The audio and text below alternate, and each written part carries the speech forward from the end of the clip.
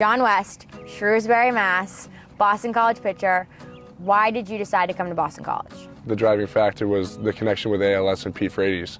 I remember my first phone call with Greg Sullivan back in, 2016 or 2017. It was before a basketball game. I was wearing my warm-up suit and warm-ups. I left and I went out to the car and talked to him for 20 minutes on the phone before tip-off. And he asked me, hey, what do you know about college baseball? What do you know about Boston College baseball? I said, I know absolutely nothing, but I know about Pete Frates.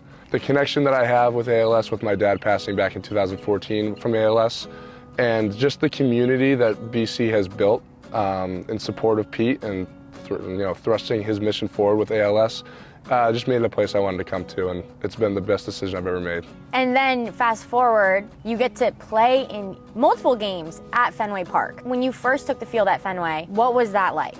Walking in the gates as a fan is a surreal experience at that ballpark, and just the history of that team.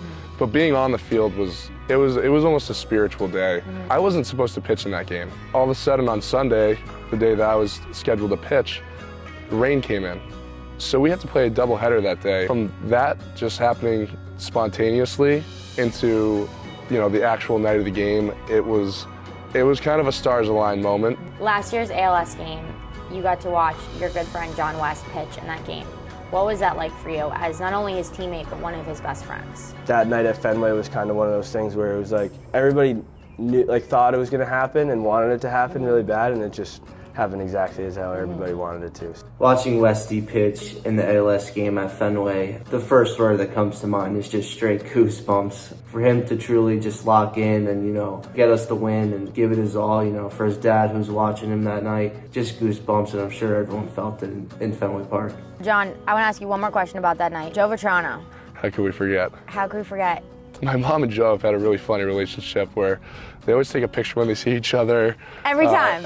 Just about every time. It's really sweet. And she asked him to hit a home run for her, and he said he would, and he hit 2 that day at Fenway Park. I asked Joe if he would hit me a home run tonight, and he said, I'll do my best. In his first at-bat, he sent one out of the park. Vetrano hammers this one, and gone! This man's got juice! John's mom is such an incredible woman. Then before the ALS game, she asked if I could hit her a home run, and I was able, luckily enough, to get a home run. We talked about it. He was like, what if when I'm rounding third, I just put up the 3 to the crowd? And he did it twice. And going back in the dugout and seeing Westy and being able to really recognize and understand that I was able to hit a home run for her was so cool. I told him pregame, I remember saying, hey Joe, you're gonna get one tonight? He was like, yeah, I know I am.